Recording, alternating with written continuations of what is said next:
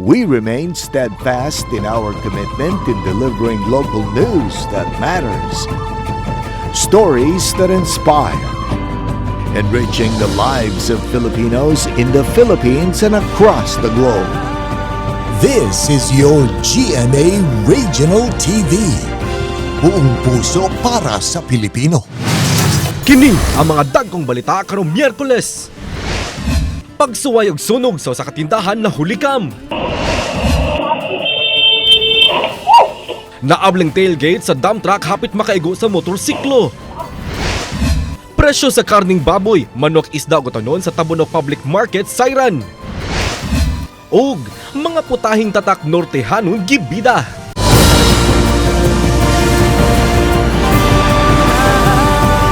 Kini ang GMA Regional TV Balitang Bisdak.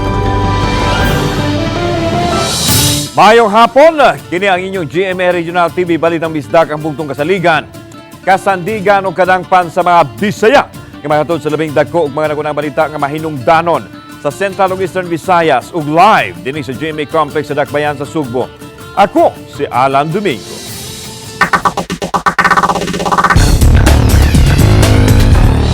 Nahulikam ang suway nga pagsunog sa usa ka tindahan sa Salinas Drive, Barangay Lahog, Dakbayan sa Sugbo.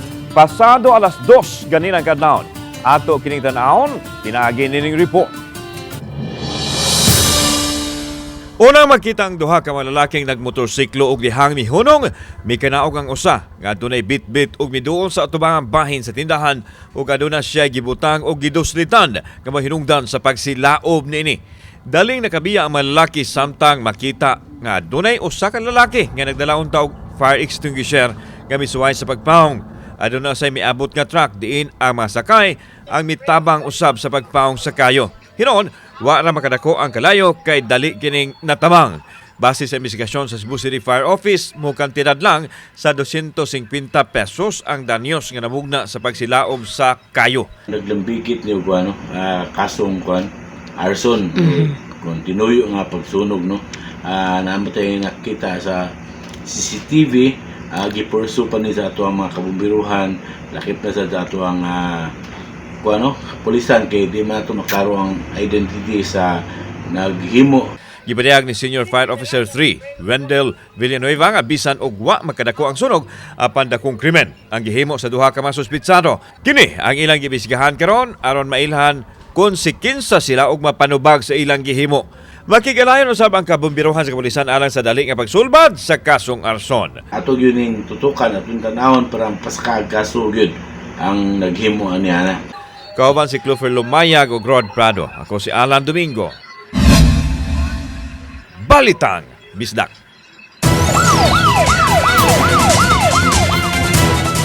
Dulaan sa 1.5 milyones ka pesos nga balor sa nasakmit sa gidulahang iligal nga drugas gikan sa duha ka managlahing bypass operation sa kapulisan sa Dakbayan sa Talisay. Una nasakmit nakapin sa 1 milyon ka pesos nga balor sa Cebu gikan sa duha ka malalaki sa barangay Dumlog, Talisay City.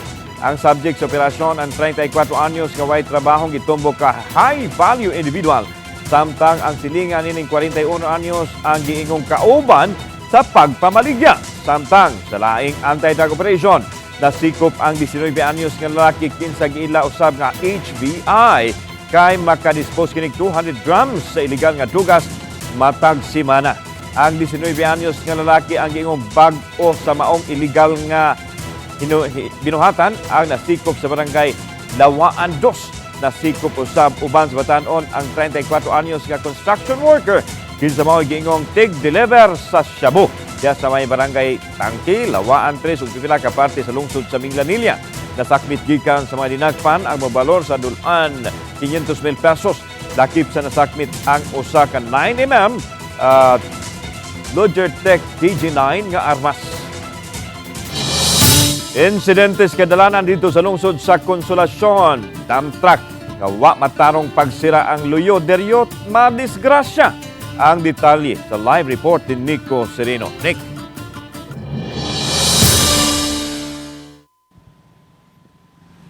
Yasla nakuhaan sa camera kining aksidente sa barangay Kabangahan, Konsolasyon, pipila ka semana ang nakalabay. Ug tungod niini dunay pahimangno ang opisyal sa barangay. Padulhog na unta kining waysod nga dump truck ug kini ang sunod nga hitabo.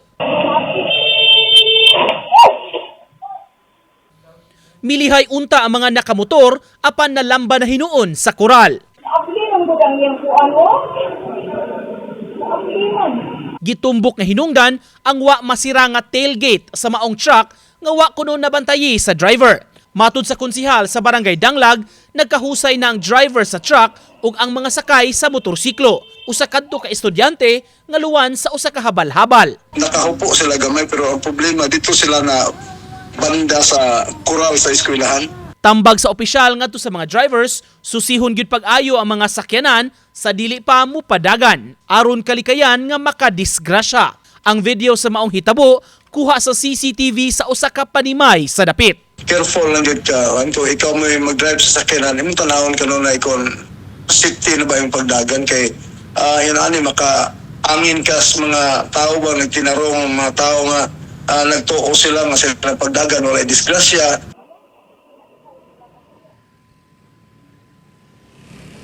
Nagkaabot naman hinuon ang duha ka makampo og nibayad na katong driver ngadto sa mga sakay sa motorsiklo. Ang pinahinaot ang konsihal kung mahimo madugangan kini aron mapa-check up gyud og tarong katong sakay sa motorsiklo labi na ang estudyante nga babae nga nalamba sa koral. Lan? Okay, daghang salamat, Nico Serino.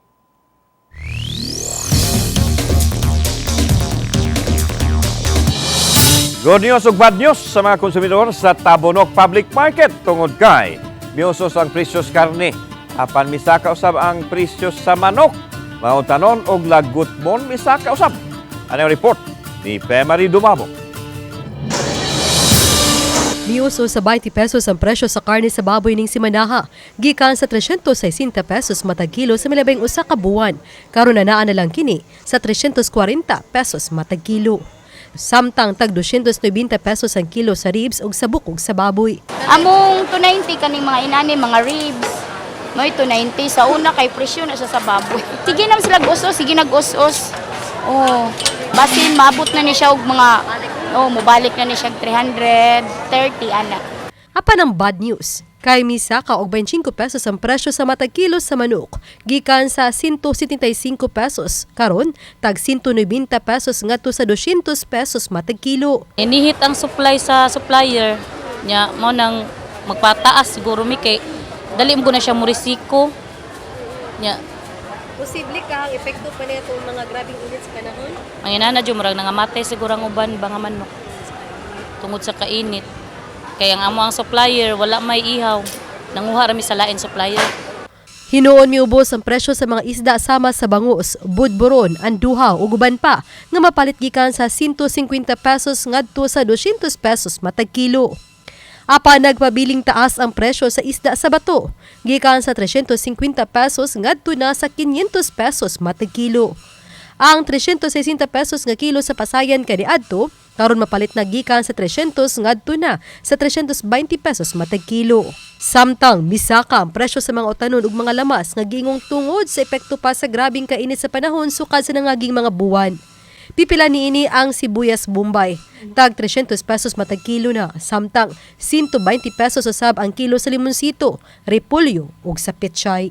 Sa mga gulay, mahajud mga repolyo, kanang kwa cancers na mo, diri sudlon niya kung diri nay daghan ari rami diri kuha, kung minus adto sa carbon mahal. Mas mahal man karon sa carbon among kuha. Siping epekto pa di sa katong init. Siya kung sobra sa siya sa uwan, di man sa siya pwede kay madaot pod, malata pod. Uban ni Marlon Melgazo, Pemari Dumabok. Balitang Bisdak. Nganong walay building permit o occupancy permit? Kini ang gisusi karon ni Cebu City Acting Mayor Raymond Alvin Garcia sa sitwasyon sa expansion building sa Guba Community Hospital nga wa pagyud mahuman bisan sa taas nga panahon pumansugdi ang proyekto. Nasaran gikan sa Office of the Building Official nga wa pa sila makadawat bisan og application man lang alang sa building permit gikan sa kontraktor. Kinahinungdan nga mipagawa sila og work stoppage tungod sa kasong illegal construction sa building nga gigahanan og multi-million pesos. Gigirakdang ipatawag ni Garcia ang kontraktor aron mahanay ang proseso sa gikinahanglan mapadayon kini ug maggamit nas mga mulupyo sa kabukiran.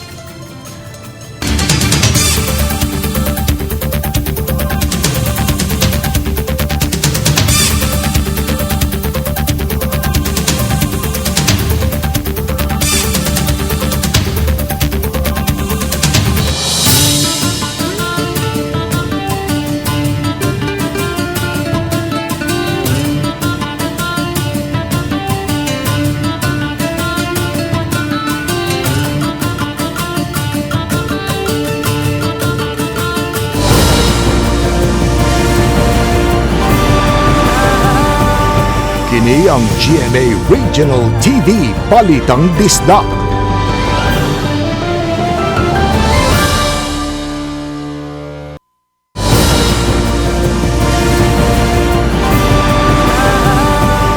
Kini ang GMA Regional TV Balitang Disda.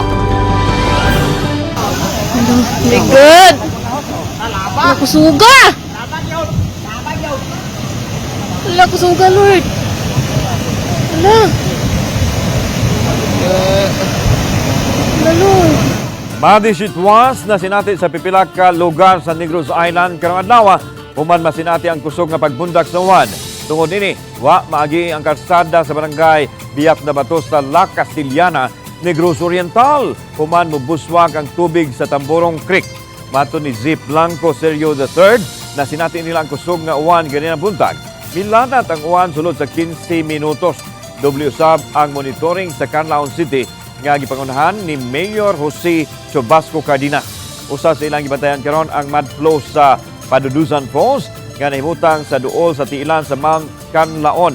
Matod sa uploader nga si Lia Cambarihan Martinez na nanimahong asupre ang baha nga gikan sa bukid. Tungkol sa kakusog sa ulan, ang ato ang mga bisan kaning ato ang tourist site na Padudusan Falls, nag-flow yun og lahar and og mga bato pod na apoy nakita na mga bato. So for now, i-advise ko na dili pa safe dito tungod sa inana nga panghitabo. Samtang balik trabaho sa Dakbayan sa Canlaon City karong adlaw kini human gilibkas sa mayor ang nahaunang suspension order nunod sa pag-alboroto sa Canlaon Volcano. Sa iong gipagawas karong adlaw gipasabot ni Mayor Cardenas nga base silang assessment luwas na nga mobalik sa trabaho apan giyawha gihapon ang publiko nga pabiling magmabinantayon. Samtang aron mas luwas ang kadalanan nakikilayon ang Mandawi City LGU sa LTO alang sa Pioneer Project implementation pag-centralize sa sistema nga himuon. Ang report ni Nico Serino.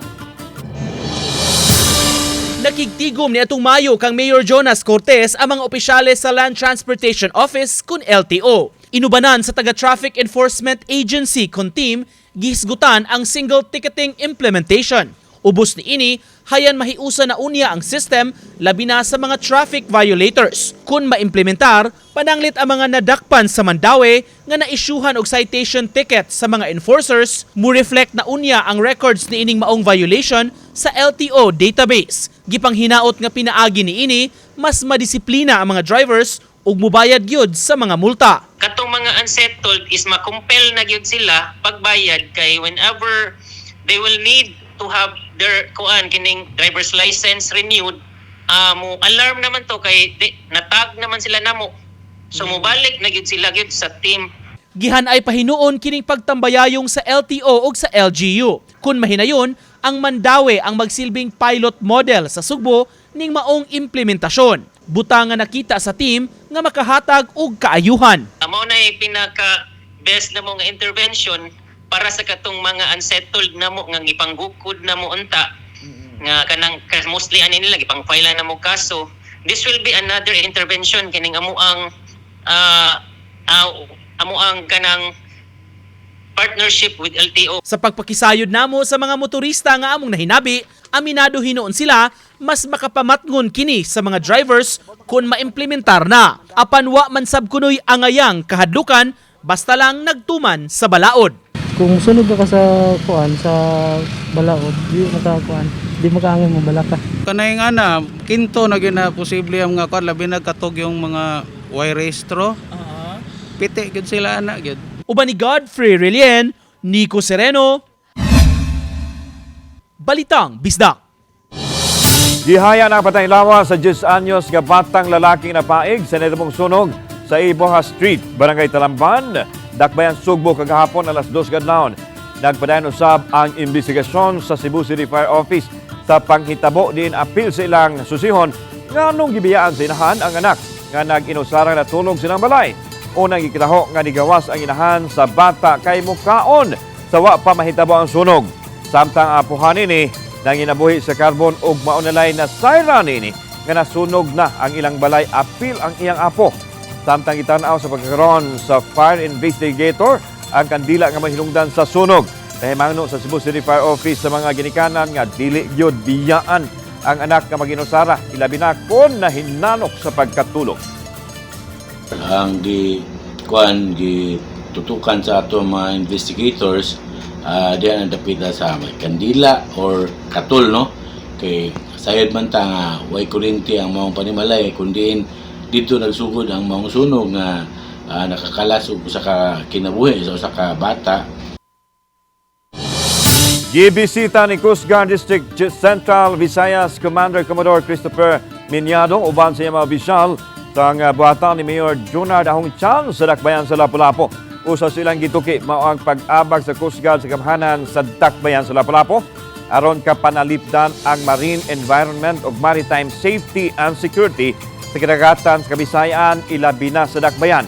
Pinaagi ni mapalambo usab ang turismo sa Dakbayan kaya naila tungod sa nindot ug tin-aw nga kabaybayunan ug diving site nga usas bisat tahonon sa mga turista. Samtang si Chan mipasabot sa mga opisyal sa Coast Guard nga ang turismo mao'y usa sa nagpatuyok sa ekonomiya sa Dakbayan. Subay ni adunay sugyot si Commodore Minyado nga ibalhin ang Coast Guard District Central Visayas base sa barangay Punta Inganyo gikan sa Dakbayan sa Sugbo. Tun-an hinoon sa mayor ang sugyot sa Coast Guard. Giproseso na mga papilis o ubang gikinahanglan una mapatuman ang bagong traffic scheme sa Highway Mandawi, iskina sa UN Avenue. Kaya duman, una nang ipahibaw sa traffic official sa Mandawi City ang planong kabaguhan sa highway traffic scheme. Kundi gamito na ang underutilized nga bridge alang sa masakinan padung sa norte. Kauban sa plano ang pagpuno og lane sa masakinan gikan sa norte ug mo left turn paingon sa direksyon sa second bridge. Sa pagpatuman sa plano gikinahanglang isibog ang traffic light, i-adjust ang mga markings ug signages. Gisali ginoon sa Traffic Agency of Mandawi Contain gabi kini sa bahoon aron dili makaapekto sa dagan sa trapiko. Process na sa katong mga necessary requirements and processes nga kinahanglan para maka-proceed nata sa project. So hopefully masugdan na to anytime soon within this month. 90% ng andam ang Dakbayan Sugbo alang sumaabot nga palarong pambansa nga ipahigayon sa Dakbayan Sugbo. Sunod buwan, kinangipasalig ni Cebu City Acting Mayor Raymond Alvin Garcia. Hinoon makigtigom pa si Garcia sa mga kontraktor ug manduan nga siguraduhon nga matapos ang trabaho ang facility sa dili pa maabot ang mga delegado sa palarong pambansa. Lakip sa gipaniguro sa Acting Mayor nga matapos ang track oval sa Cebu City Sports Center. Padayong giandam usab ang mga tunghaan nga himong billeting area sa mga atleta ug mga support group.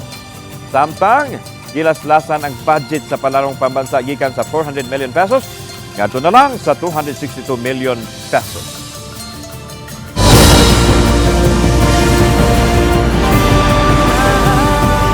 Kini ang GMA Regional TV Balitang Bisdak.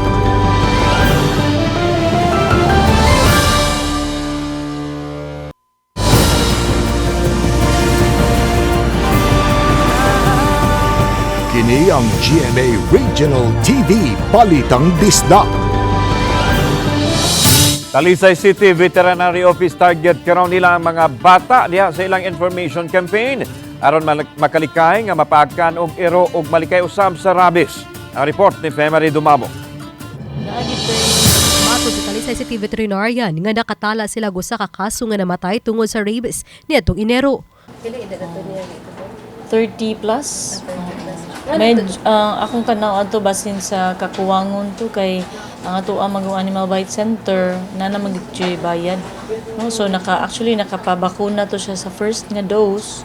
And then wala niya na follow up ang mga succeeding doses, no? Usa kini sa hinungdan nga sa ilang pag-obserbar sa Provincial Rabies Awareness Month, mga bata ang ilang tinguha nga mapaubo sa information education campaign aron likayan ang mga stray dogs. Maapektuhan na ning mga rabies, no? Kaya mga mamatay ba mga cases is usually 15 years old and below.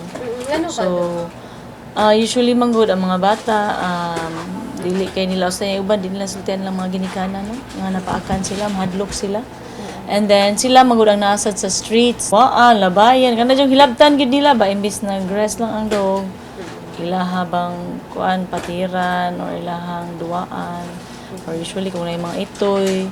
Pahimangno sa City Vet nga kun mapaakan man gani, daling himuon ang una ato gyud siyang hugasan ng ato ang kanang samad, no, og running water for at least 10 to 15 minutes atong sabunan, and then butangan sa nato og mga povidone iodine para likay sa infection, and then moadto ta sa pinaka nearest na Animal Bite Center. Gisugdan gahapon ang ilang month-long nga kalihukan pinagi sa pag-spade neuter sa mga iro ug iring.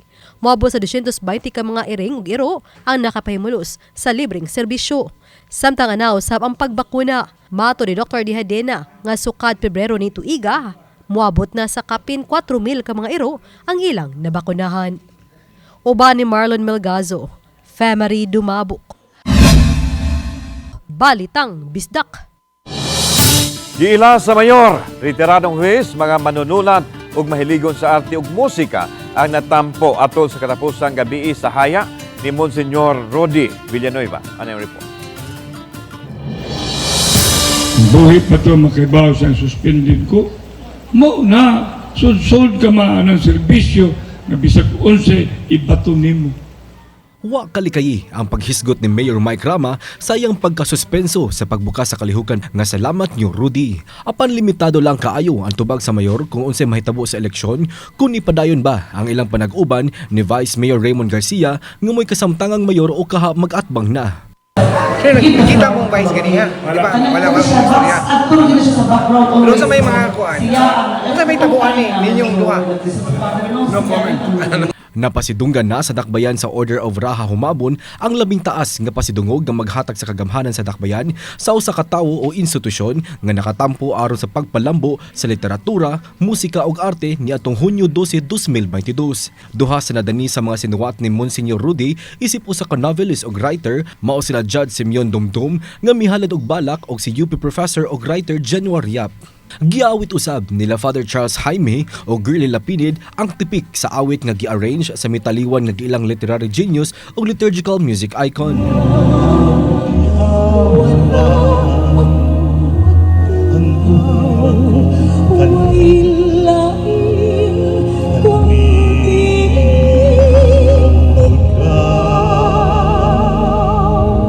Pundok nga boy band sa ilang kapanahunan mihalad usab sa tipik sa awit nga gi-arrange ni Monsignor Rudy Villanueva.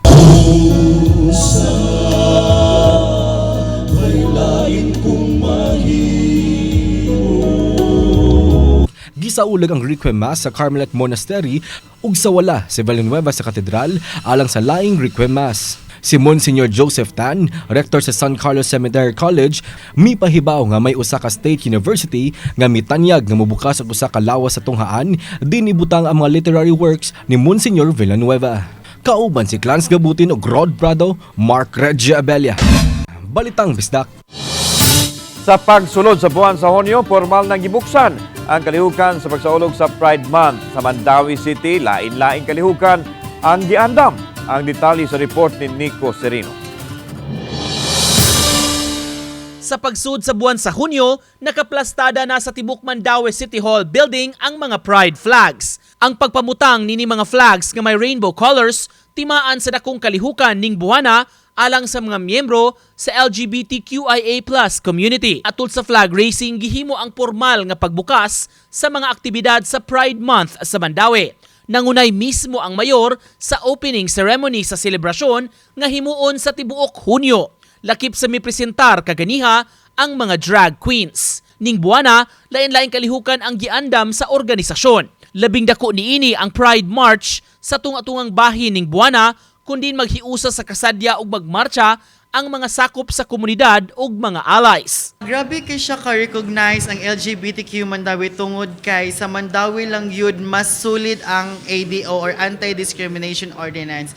And ang Mandawi sad ang gisunod sa uban nga mga city sa about sa ordinansa.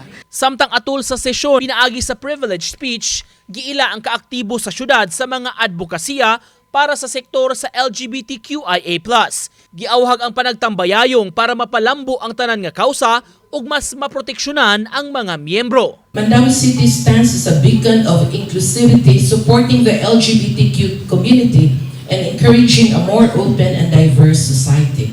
Let our city, Mandawi, be known as a city that combats all forms of hate, the city that promotes fairness for all. Uban ni Godfrey Relien, Nico Sereno, Balitang Bisdak. 12 ka mga home cooks sa Northern Samar, ipakita silang gugma sa pagluto ato sa Ibabang Festival Heritage Cuisine Competition. Ibida nila ang tulo kalain-laing mga potahe na nagpakita sa kultura sa mga Nortihanon. Pipila sa mga potahe ang tatak Nortihanon nga gisuwayan sa mga hurado ang labong chips nga gikan sa tugkay sa punuan sa saging, ang spicy ginataang tuway, turingan sa gata ug nilupak na ilang afternoon snack sa mga Nortihanon. Sa katapusan, ni kampiyon ang putahe sa labong chips ni John Mark Pidamatok gikan sa San Isidro. Tingon sa kompetisyon ang pagpalambo sa kultura sa Northern Samar, pinaagi sa pagbalik lantaw sa culinary traditions, ingon man nga mapasa sa bag-ong henerasyon ang mga putahe nga gipasigarbo sa Northern Samar. Presensya sa African swine fever kumpirmado sa Calbiga, Samar. Matod sa DEA, ang sample nga nakuha gikan sa barangay Kalinggungan, Calbiga, Samar nagpositibo sa ASF. Ang resulta sa lab test gipagawas gahapon. Subay nini daling mipagawas og executive order si Calbiga Mayor Red Nacario aron kalikayan ang pagkatap sa ASF sa munisipalidad. Gimando sa mayor ang sub-sub nga monitoring sa mga abnormal nga pagkamatay sa mga baboy aron kini mapaubos sa blood sampling. Ipalubong og dili ipalabay sa kasapaan og subang tinugdan sa tubig ang nangamatay nga baboy. Gilid-an nga ang mamuhiay og baboy sulod sa 500-meter radius sa pagbiya sa ilang mga binuhi. Samtang imando usab ang strict quarantine sa mga lugar nga nasulod sa 1 kilometer radius nga dunay positibong kaso sa ASF. Hingusgan usab ang ipahigayong border control sa kabaranggayan.